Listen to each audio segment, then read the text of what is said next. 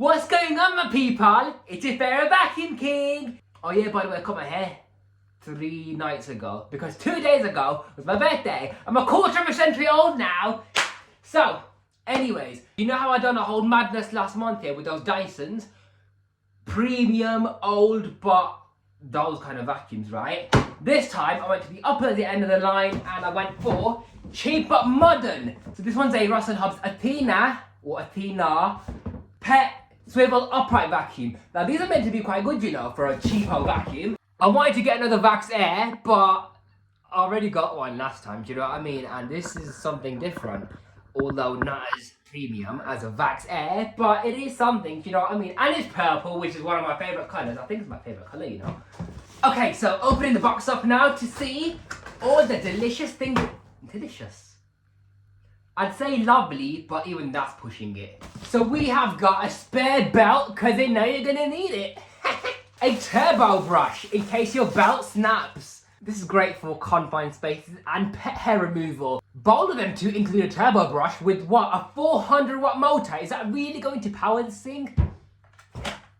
A scrunched up instruction manual, which is now going to be even more crumbled up because I don't read these things. Oh look, a Vax attachment. So unique and special with toothbrush bristles and also a flip-flop stair tool. You can use it like a crevice tool, not forward and back. You use it side to side like a crevice tool. And if you want a proper crevice tool, you press on that little button right there. Out comes your crevice tool. The best attachment in the world. And now, if I pull up on this cardboard, we have a handle. Oh, there's a screw. Am I gonna have to reach for the dusty screwdriver now? Here's a hose. I actually do like this hose, you know. It's extremely wide in diameter, so fantastic for airflow. Decent hose cuff. It's got some size to it, so you can actually hold it properly. And last but not least, you got the Hoover. I'm gonna just dash all of this in the bin apart from the spare belt. So the handle says to, I'm gonna have to read this backwards because I'm on my camera. Remove dust cup. I sound like an idiot that can't read.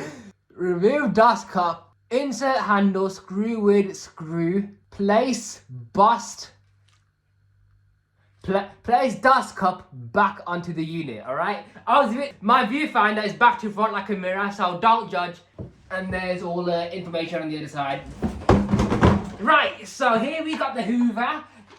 Go for the bristles. Oh yes, look how stiff they are.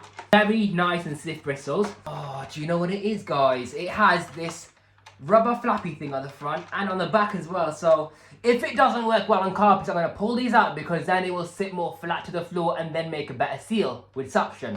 Right, I'm not going to put the screw in yet. It just clips in anyway, so the handle just... So the handle pushes on. Oh no, you have to remove the bin. So the handle just pushes on like so. And it just snaps in place. It's quite secure, you know, even without the screw, but still put the screw in, okay? Don't be like me where I'm not putting the screw in, because I'm excited. I'm just someone who breathes, eats, sleeps, and lives vacuums. That's what I'm so excited about, this vacuum. And that's why I'm not putting a screw in just yet. I'll do that later.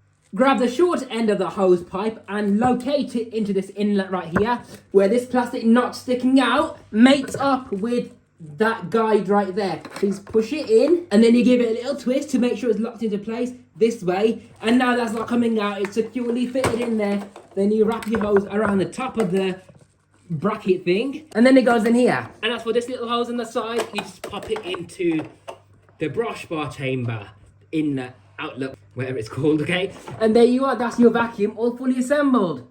So this attachment just goes in the side and there you go. Now I'm going to pull this sticker off because it looks hideous. There we are. Look at that. Oh, you are joking me! At least I got a max fill line now. That's stuck on.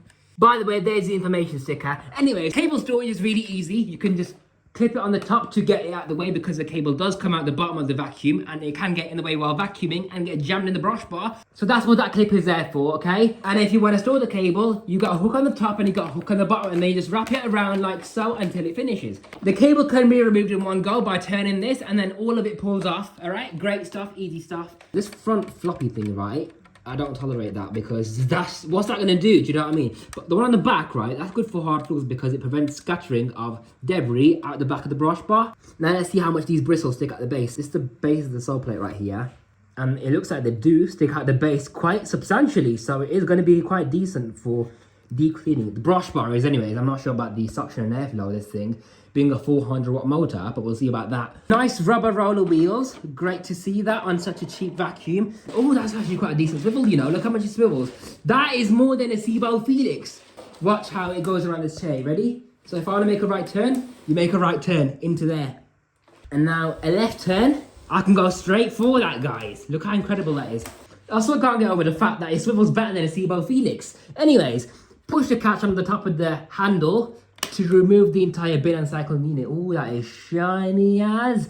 To empty a bin, you got this little clip right here, and then it just opens up like a trap door. Look how beautifully it opens up. It's like a proper hinge. And look, you got a rubber gasket over here as well, so it's going to be great for sealing in suction and dust against that seal right there, and the bottom of this tube as well. And see this circumference right here? That's a foam gasket. Now, close the bin.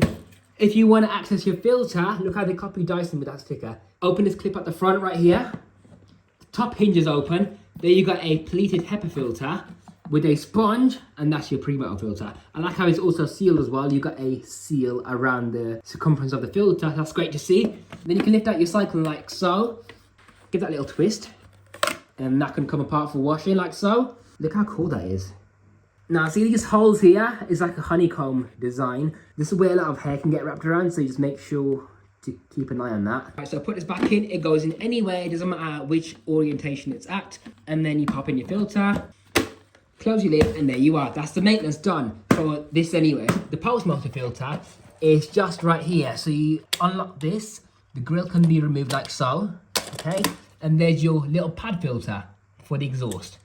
Lock it into place, and there you are. Those are the two filters. Right, here's your power switch. I'm gonna test the whole suction first. Okay,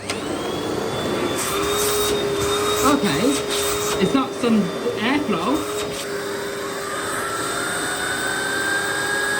Spins okay on this carpet. It's flat to the carpet now, and it's doing all right. Let's get vacuuming then.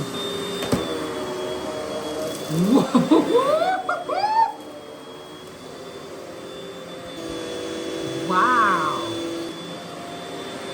Look at these carpet lines. Alright guys, you know, it's done decently so far, but I wonder if I remove this rubber strip, will it make a humongous, massive difference or not? Now we've got the front part sitting flat to the floor. Should I pull the back one out or not? Let's just see what it does anyways, difference-wise.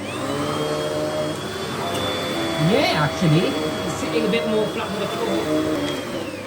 I feel like when I pull the vacuum back, it kind of lifts off the floor slightly. Not majorly, but just slightly. So now that I removed both strips from the sole plate, look at how much the bristles are going to be penetrating the carpet. I'm excited for this. Are you ready? Oh, yes. That's lovely. You know what, for a cheap vacuum, this is quite incredible. It performs really well, it's quiet, it's so lightweight.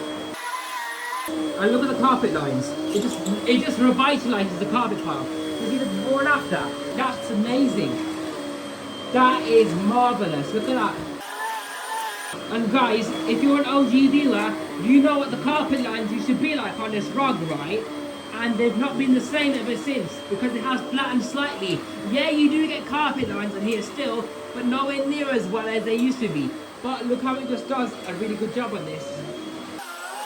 I'm just whizzing it around like it's nothing because it's so compact and lightweight.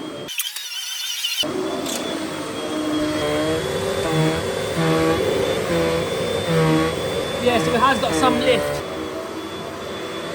Oh wow. Not many vacuums can lift up this area of the carpet, but this one has done it really well. See how it agitates, kind of. It's even got that capability. I'm loving this vacuum, guys. Yeah. Okay, fantastic machine. I like how it's just such a nice little vacuum for a cheap old machine. It's picked up quite an alright amount. I haven't vacuumed today either, guys, by the way. So, you know what? I have vacuumed last night with the Dyson V10, and on this particular carpet it was on max mode. They call that fine dusty dust. Look, That's fine dust and grit right there. Look how dusty it is. That's shocking. I've used the Dyson V10 for the past 2 days, and this is what I picked up. The brush bar is dusty already, and it just goes to show how big of a difference a decent brush bar can make. Now, these bristles aren't aggressively stiff, but they are stiff enough to the level where it does a decent job, and it even vibrates the carpet as well. Dyson V10, however, has really soft bristles, and it's only got 1 row of bristles as well, compared to this, which has 2. Yeah, I'm really impressed. All right, now let's clean this up again.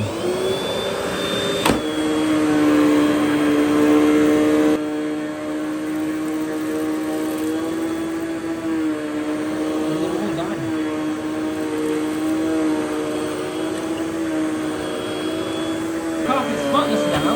All the dirt spinning around in there. There's a max fill line, so it's quite a huge capacity. So that has been the Russell Hobbs Athena. Thank you so much to the very special person who gifted me this Russell Hobbs. I'm so happy with it. It's a nice, cool purple colour. It's lightweight, it swivels around, it's quiet. It's got an aggressive brush bar. Okay, the suction is not the best, but the brush bar does most of the work anyways.